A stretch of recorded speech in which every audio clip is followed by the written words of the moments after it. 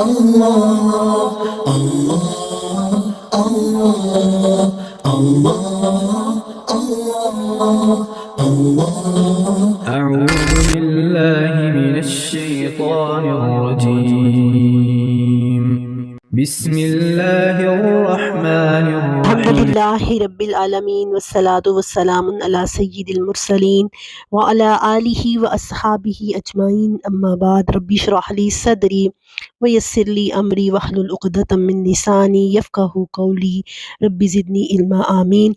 السلام علیکم ورحمۃ اللہ وبرکاتہ۔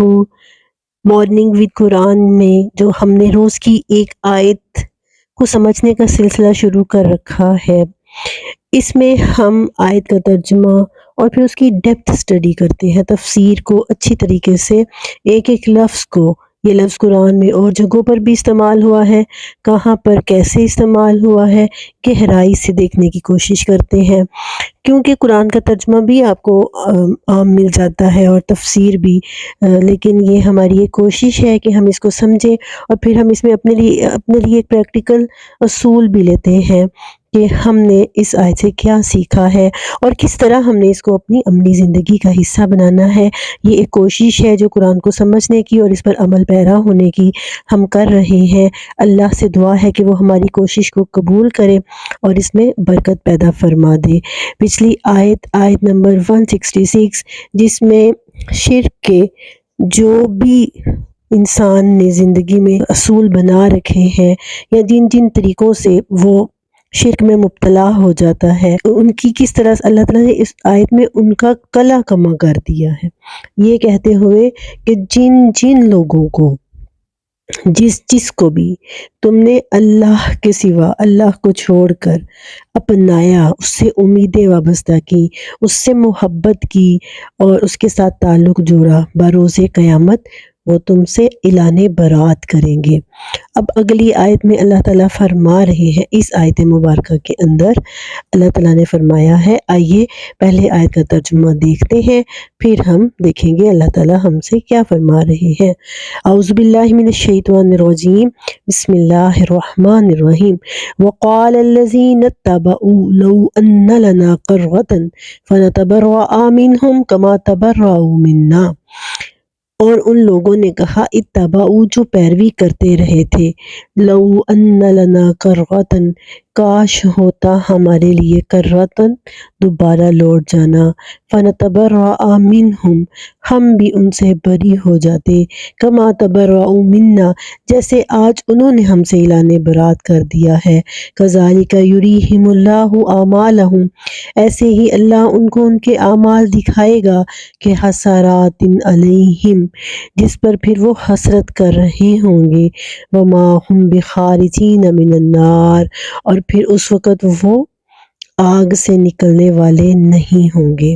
اس مثال کو آپ ایسے سمجھیے کہ جیسے آپ کا امتحان قریب ہے اور آپ نے امتحان کی تیاری کرنی ہے، لیکن آپ کے پاس آپ کا کوئی عزیز ہے، وہ آپ کو کہتا ہے یار چھوڑو، کیا کرنا ہے تیاری کر کے، میں تمہیں پاس کروا دوں گا۔ لیکن جب رزلٹ کا وقت آتا ہے وہ آپ سے منہ پھیر لیتا ہے، وہ ایسے ہوتا ہے، وہ صاف کہہ دیتا ہے کہ میں تو تمہیں جانتا ہی نہیں ہوں۔ پھر آپ کی حسرت کا کیا عالم ہوگا، آپ بارہا یہ چاہیں گے کہ میں فوراً دوبارہ جاؤں، اپنی کتابیں پکڑوں اور بیٹھ کر تیاری شروع کر دوں۔ یہ تو ایک ایگزام کی بات ہے، ایک سپلی کی بات ہے، آپ دوبارہ تیاری کریں گے، آپ پاس ہو جائیں گے۔ لیکن دنیا میں جن لوگوں سے امیدیں لگا لی اللہ کو چھوڑ کر، وہ موقع دوبارہ نہیں آئے گا۔ اتبع یتبعو کا مطلب ہم نے پیچھے دیکھا، اتباع کرنا، کسی کے پیچھے چلنا، اندھا دھند کسی کی تقلید کرنا، اس میں آپ غور و فکر نہیں کرنی، یہ مراد ہے اس سے۔ لو کاش کا لفظ ہے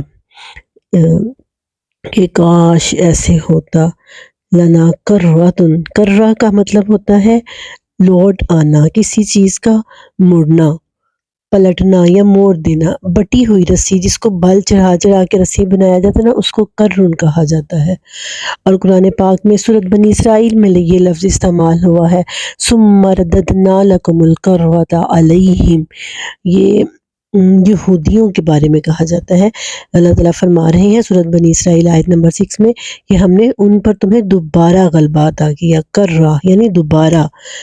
اور پھر ایسے ہی سورت نمبر 26 شعراء میں بھی یہ لفظ استعمال ہوا ہے، فَلَوْ أَنَّ لَنَا كَرَّةً، اس وقت جہنمی کہیں گے کاش ہم دوبارہ لوٹ جاتے، فَنَكُونَ مِنَ الْمُؤْمِنِينَ، تو ہم مومنوں میں سے ہو جاتے۔ کرہ کا مطلب ہوتا ہے لوٹنا۔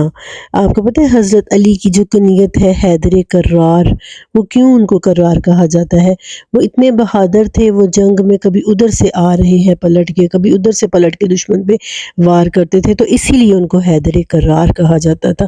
تو بار بار کسی چیز کا لوٹنا، کسی چیز کا پلٹ کر آنا، تو یہ اس کا مطلب ہوتا ہے کروا۔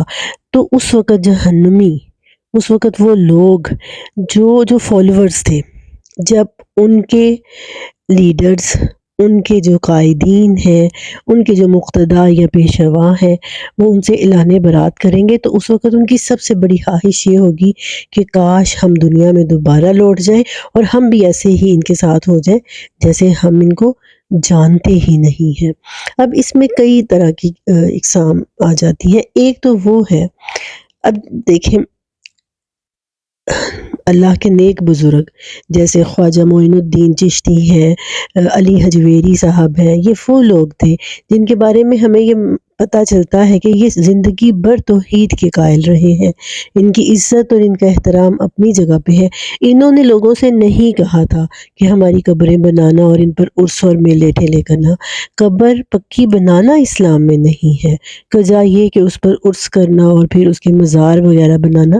جب ہم ایسی باتیں کرتے ہیں تو پھر کہا جاتا ہے شاید یہ حوابی ہے یا اہل حدیث ہے، لیکن اس ڈر سے کہ ہم قرآن بیان کرنا چھوڑ دیں کہ ہمیں کسی فرقے کے ساتھ منسوب کیا جائے گا۔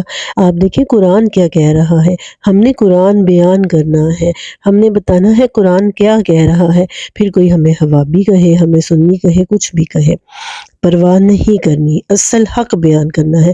قُلِ الْحَقُّ وَلَوْ كَانَ مُرًّا، اور پھر یہ تو قرآن کا معاملہ ہے، قرآن کی آیات ہے، وہ الفاظ ہیں جو اللہ نے نبی پاک صلی اللہ علیہ وسلم پر جبرائیل امین کے ذریعے نازل کیے۔ یہ ایک امانت ہے ہمارے پاس، جو اگر ہم لوگوں کو نہیں پہنچاتے، دوسروں تک نہیں پہنچاتے، ہم گنہگار ہیں، ہم اللہ کی امانت میں خیانت کر رہے ہیں۔ فرمایا بلغوا انی ولو آیا، ایک آیت بھی جانتے ہو تو اس کو آگے پہنچا دو، یہ پہنچانا ہمارا فرض ہے۔